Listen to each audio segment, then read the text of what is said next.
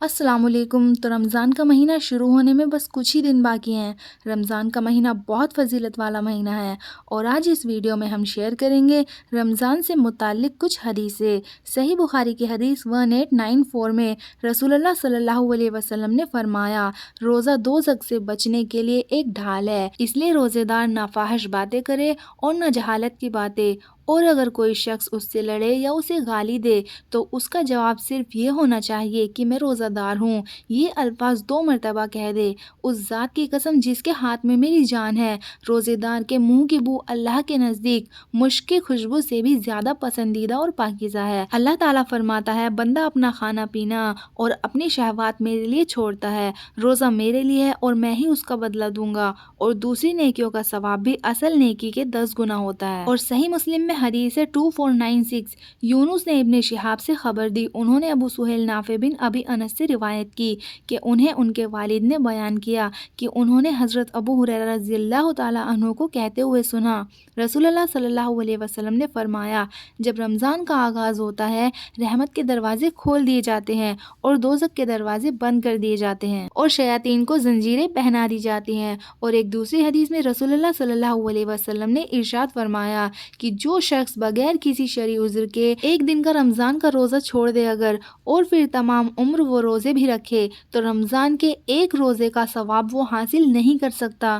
تو رمضان کے ایک روزے کی اتنی بڑی فضیلت ہے کہ اگر ایک روزہ چھوڑ دیا تو ساری زندگی بھی اگر روزے رکھے تو اس ایک روزے کا ثواب حاصل نہیں کر پائے گا۔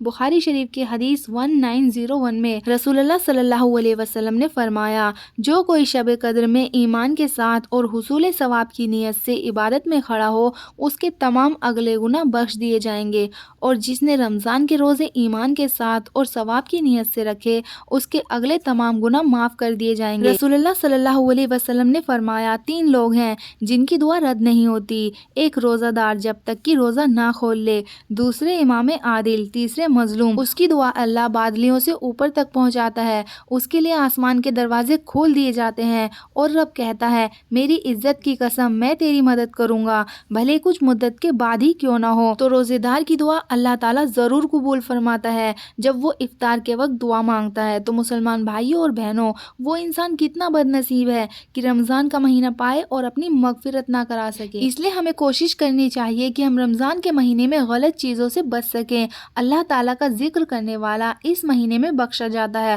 اور اس مہینے میں اللہ سے مانگنے والا خالی ہاتھ واپس نہیں لوٹتا۔ اس لیے جتنی بھی آپ کی خواہشات ہیں، دعائیں ہیں، اللہ تعالیٰ سے مانگو۔ اور ترمذی کی حدیث 807 میں رسول اللہ صلی اللہ علیہ وسلم نے فرمایا، جس نے کسی روزے دار کو افطار کرایا تو اسے بھی اس کے برابر ثواب ملے گا، بغیر اس کے کہ روزے دار کے ثواب میں سے ذرا بھی کم کیا جائے۔ تو کوشش کریں کہ رمضان کے مہینے میں زیادہ سے زیادہ عبادت کریں اور ایک بھی روزہ مس نہ کریں، کیونکہ رمضان کا مہینہ ہر کسی کو نصیب نہیں ہوتا۔ تو جتنا ہو سکے قرآن پڑھیں، تسبیح پڑھیں، نماز پڑھیں، تراویح کی نماز پڑھیں، تہجد کی نماز پڑھیں۔ کہنے کا مطلب یہ ہے کہ زیادہ سے زیادہ عبادت کریں۔